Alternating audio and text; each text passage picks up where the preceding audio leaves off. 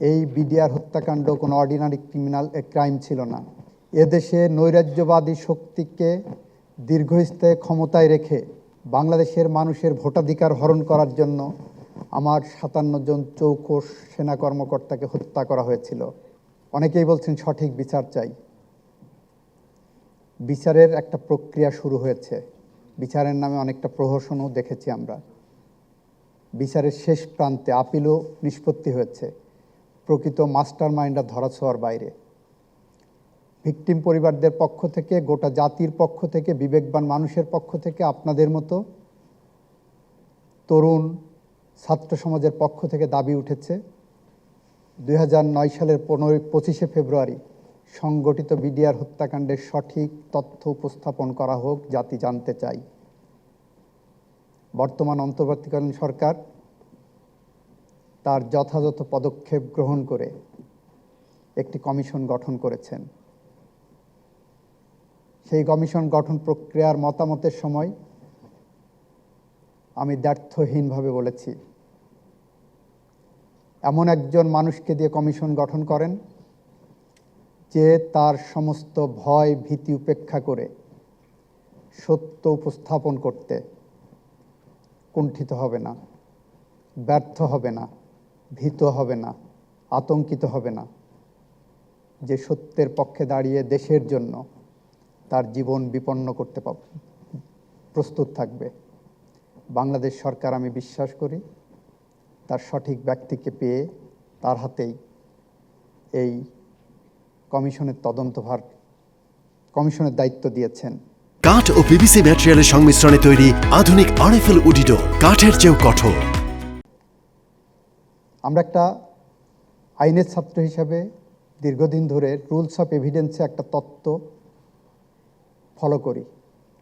সেই তত্ত্বটি হলো man may tell lies but circumstance can never. মানুষ মিথ্যা কথা বলতে পারে, কিন্তু ঘটনার পারিপার্শ্বিকতা কখনো মিথ্যা কথা বলবে না। আপনার এখানে বিডিআর হত্যাকাণ্ড ঘটেছে, শেখ হাসিনা পার্সোনালি উপস্থিত ছিলেন না।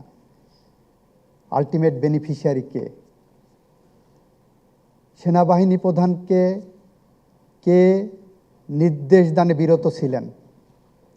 কেন ছিলেন? কেন রাজনৈতিক নেতৃত্ব ওখানে বিডিআরের ওখানে যে হারবারিং করেছে? আমি গতকালকে একটি ইউটিউবে দেখছিলাম, একজন সেনা সদস্যের পরিবার বলছেন তার হাজব্যান্ড, আরেকজনের ভাই টেলিফোন করে বলেছেন আওয়ামী লীগের, যুবলীগের নেতাকর্মীরা বিডিআরের পোশাক পরে ভিতরে হত্যাকাণ্ডে জড়িত হয়ে পড়েছেন। আশা করি কমিশন এগুলো বের করে আনবেন। এটাকে বলা হয় সার্কামস্টেন্সিয়াল এভিডেন্স, এটাকে বলা হয় পারিপার্শ্বিক সাক্ষ্যবস্তু। এর মধ্য দিয়ে প্রমাণিত হয় এই বিডিআর হত্যাকাণ্ড কোনো অর্ডিনারি ক্রাইম ছিল না, এটা কোনো অর্ডিনারি মিউটিনি ছিল না। এটা আমার রাষ্ট্র ব্যবস্থাকে ধ্বংস করার জন্য, আমার স্বাধীনতা এবং সার্বভৌমত্বকে বিপন্ন করার জন্য, এদেশে নৈরাজ্যবাদী শক্তিকে দীর্ঘস্থায়ী ক্ষমতায় রেখে বাংলাদেশের মানুষকে জিম্মি করার জন্য, বাংলাদেশের মানুষের ভোটাধিকার হরণ করার জন্য আমার ৫৭ জন চৌকস সেনা কর্মকর্তাকে হত্যা করা হয়েছিল। আমরা বিবেকবান মানুষ হিসেবে সেই সমস্ত হত্যাকাণ্ডের বিচার চাই। হত্যাকাণ্ডের সাথে যারা মাস্টার মাইন্ড ক্রিমিনাল কনস্পিরেসিতে ছিল, সত্য দিবালোকের মতো সামনে আসবে। সত্য কখনো ধামাচাপা দিয়ে রাখা যায় না, যেমন রাখা যায়নি আয়নাঘরের নির্মম নির্যাতনের কাহিনী, যেমন রাখা যায়নি